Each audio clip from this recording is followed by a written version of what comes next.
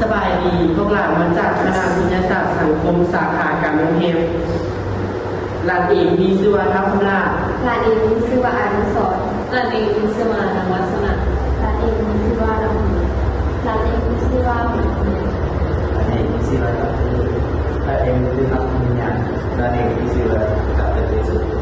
วันนี้พวกหลานจะมาพรีเซนต์วิชาจิตวิทยาในหัวข้อบทที่สามในหัวข้อที่ว่าพื้นฐานทางสรีรวิทยากับพฤติกรรมข้อที่หนึ่งการวิเคราะห์กระบวนการเกิดพฤติกรรมของมนุษย์พฤติกรรมของมนุษย์เกิดจากการตอบสนองต่อสิ่งกระทบทางอินทรีย์เพื่อแสดงการตอบสนอง2. กระบวนการแสดงพฤติกรรมอวัยวะรับสัมผัสรับสิ่งกระทบทางตาหูดังลิ้นผิวและส่งข้อมูลไปยังสมองเพื่อวิเคราะห์ระบบประสาทสมองประเมินความหมายและกำหนดว่าควรตอบสนองแนวใดระบบกล้ามเนื้อรับข้อมูลจากระบบประสาทและแสดงการตอบสนองระบบต่อมทำคำสั่งจากสมองและกล่าวคำสั่งไปยังระบบกล้ามเนื้อเพื่อแสดงพฤติกรรม2. ระบบกล้ามเนื้อและระบบต่อมพฤติกรรมเป็นระบบที่ประกอบโดยกล้ามเนื้อหน้าที่รับแมนช่วยให้ร่างกายเคลื่อนไหวกล้ามเนื้อบีบตัวคลายตัวเพื่อให้อวัยวะต่างๆเคลื่อนไหวเป็นส่วนที่เราใช้เคลื่อนไหวย่างเส้นย่างเล่นยืดแขนและยืดขาระบบกล้ามเนื้อประกอบด้วย3ประเภทหลักคือกล้ามเนื้อละลายกล้ามเนื้อเรียบกล้ามเนื้อหัวใจ2. กล้ามเนื้อลายเป็นกล้ามเนื้อที่ยึดติดกับโครงกระดูกโดยผ่านเอ็นมีประมาณ 7,000 มัดอยู่ใต้การควบคุมของระบบประสาทจึงเรียกกล้ามเนื้อนี้ว่ากล้ามเนื้อเจตนามักจะเห็นเรียกเป็นคูเซนไบเซปกับไทเซปทั้งสองจับคู่กันในการหัวตัวและยืดตัวสลับกัน2. กล้ามเนื้อเรียบเคียงจะอยู่ตามอวัยวะภายในเส้นกระเพาะลำไส้หลอดเลือดเฮ็ดเวียกได้เองโดยบ่ต้องรับคำสั่งจากความคิดหรือระบบประสาทเพิ่นจึงเอิ้นกล้ามเนื้อว่าบ่เจตนาจะเคลื่อนไหวซากตัวกล้ามเนื้อลาย3. กล้ามเนื้อหัวใจกล้ามเนื้อหัวใจเป็นกล้ามเนื้อที่เหนือเจตนามีความคล้ายคลึงกับกล้ามเนื้อเลี้ยงแต่มีลักษณะทางวิทยาคล้ายคลึงกับกล้ามเนื้อลายแต่ความแตกต่างที่สำคัญคือเขตกล้ามเนื้อหัวใจโยงใยเข้าหากันเป็นเส้นเดียวกันโบได้รวมกันเป็นมันคือกล้ามเนื้อลาย2 ระบบต่อมกับพฤติกรรม2.1ความหมายของต่อมแมนเป็นเซลล์ที่สามารถผลิตสารยางออกจากเลือดต่อมในร่างกายมี2ชนิดคือต่อมมีพอกับต่อมโมมีพอ2.22ต่อมมีพอเป็นต่อมที่ละลายสารที่ผลิตออกไปหาอวัยวะอื่นหรือออกนอกร่างกายมีพอเป็นทางนำเข้าสารออกตัวอย่างต่อมน้ำลายต่อมเหงื่อต่อมน้ำตาต่อมย่อยต่อมน้ำนม2.23ต่อมมีพอเป็นต่อมที่มีพอนำเอาสารที่ผลิตจะเข้าไปในกระแสเลือดโดยการซึมผ่านเนื้อสารที่ต่อมชนิดนี้ผลิตถือเอิ้นว่าฮอร์โมนแต่ละชนิดขึ้นกับว่าผลิตจากต่อมใดต่อมบ่มีพอต่อมเฮ็ดเวียกเป็นระบบต่อมใดผิดปกติจะส่งผลต่อมอื่นๆผิดปกติตาม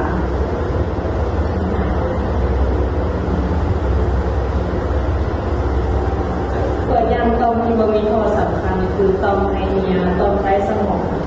ต่อมไทรอยด์ต่อมพาราไทรอยด์ต่อมหัวหมากไทรอยด์ตัวอย่างต่อมที่บ่มีพอที่สำคัญคือต่อมไฮเนียต่อมไตสมองต่อมไทรอยด์ต่อมพาราไทรอยด์ต่อมหัวหมากไทรอยด์ต่อมแพนเคเรียนต่อมเพศต่อมไฮมัส3ระบบประสาทกับพฤติกรรมระบบประสาทประกอบด้วยเซลล์ประสาทเป็นองค์ประกอบหลักการในเรื่องของเซลล์ประสาทจะเป็นระบบประสาทและพฤติกรรมนี้แบ่งออกเป็น3พาร์ทส่วนใหญ่คือเซลล์ประสาทระบบประสาทส่วนกลางระบบประสาทส่วนนอก3.1เซลล์ประสาทในองค์ประกอบที่สำคัญของระบบประสาทในหน้าที่ส่งสัญญาณด้วยกระแสไฟฟ้าก่อนการส่งสัญญาณจะเกิดขึ้นตามหลัก or none เท่านั้น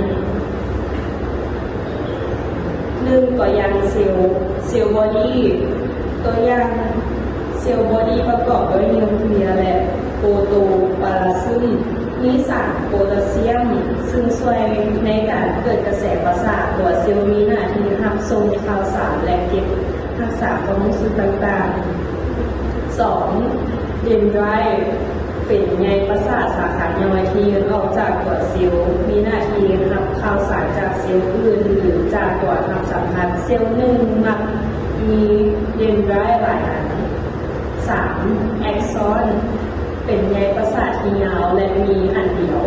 เป็นหน้าที่ส่งข่าวสารจากตัวเซลล์ไปหาเซลล์อื่นในอวัยวะปฏิบัติการรอบเอ็กซอนมีไขมันห่อหุ้มท้ายเอ็กซอนแตกกลายเป็นปุ่มมีโถงมีหน้าที่ส่งสารประสาทข้าม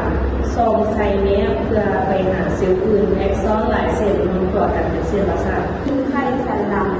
ไขสันหลังแม่นอยาวอยู่ในซอกกระดูกสันหลังและประกอบด้วยเซลล์ประสาทสามประเภทเซลล์ประสาทนำเข้า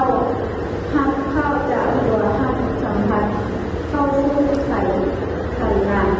เซลล์ประสาทส่งออกส่งเข้าจากไขสันหลังไปหากรามเนื้อหรือต้อมเซลล์ประสาทตัวเชื่อมต่อเซลล์นำเข้ากับเซลล์ส่งออกไขสันหลังมีสองส่วนสีเทาเป็นจุดรวมของเซลล์ตัวเชื่อมและเซลล์ส่งออกสีขาวเป็นใยประสาทที่เชื่อมกับสมองและมีไขหุ้มห่อหน้าที่ของไขสันหลังส่งกระแสประสาทไปหาสมองและทำคำสั่งจากสมองช่วยให้เกิดวิญญาณสะท้อนที่ตอบสนองไวโดยกดลงผ่านสมองขั้นตอนวิญญาณสะท้อนหัวทำสัมพันธ์ทำสิ่งกระตุ้นส่งเข้าผ่านเซลล์ตัวเชื่อมไปหาเซลล์ส่งออกเซลล์ส่งออกส่งคำสั่งให้ตัวปฏิบัติการตัวอย่างแขนถึงเข็มแทงจะกระตุ้นแขนทันทีหน้าสมองเป็นศูนย์กลางควบคุมพฤติกรรมและการคิดเรียกของระบบประสาทอื่นๆให้เป็นไปอย่างมีระเบียบสมองแบ่งออกเป็น3ส่วนใหญ่คือ 1. สมองส่วนหน้า 2. สมองส่วนกลาง 3. สมองส่วนหลัง 5.1 สมองส่วนหน้ารู้เรื่องขวัญสมองแบ่งออกเป็น3ส่วนใหญ่คือ 1.1 คารามัดรู้ถึงรอดของสมองส่วนกลางเป็นศูนย์กลางรับส่งกระแสประสาทรับข้อมูลจากไขสันหลังอวัยวะรับสัมผัสสมองกลางสมองหลังส่งไปให้เพื่อตีความหมายและสร้างการ 1.2 ไฮโปทาลามัสอยู่ใต้ทาลามัสควบคุมอารมณ์แห่งจูงใจความหิวความโหยควบคุมการเรียกของต่อมลูกท่อควบคุมอุณหภูมิร่างกาย 1.3 ระบบลิมบิกอยู่อ้อมห้องทาลามัสและเอกเรียกกับแบบซับซ้อนมีส่วนสำคัญ4ส่วน 1. อะมิดาลาอยู่ข้างไฮโปทาลามัสกระตุ้นความแข็งกล้าและความรู้ให้ถ้าถูกทำลายจะทำให้ซึมอ่อนแอ2. เซโคเอเรียอยู่ด้านหน้าของทาลามัสควบคุมความแข็งกล้าถ้าถูกทำลายสัตว์จะรู้ให้และแข็งกระด้าง ฮิปโปแคมปัสอยู่ใต้ทาลามัสและรับผิดชอบในการจื้อจำประสบการณ์ถ้าถูกทำร้ายจะจื้อจำก็ได้คอนิซีเซนิตัมอยู่ทางเทิงสุดของสมองเป็นส่วนที่ใหญ่ที่สุดของสมองมี2ซีกซ้ายขวาควบคุมร่างกายแบบสลับข้างซ้ายควบขวาขวาควบซ้ายผิวเซ ติดรังเป็นผิวสีเทาห่วงเซลล์ประสาทภายในเป็นสีขาว มีไขมันห่อกับใยประสาทมีเซลล์ประสาทประมาณ9,000 ล้าน ห้องในแบ่งเป็นส่วนหน้าหลังห้องข้างแบ่งเป็นส่วนลึงหุ้ม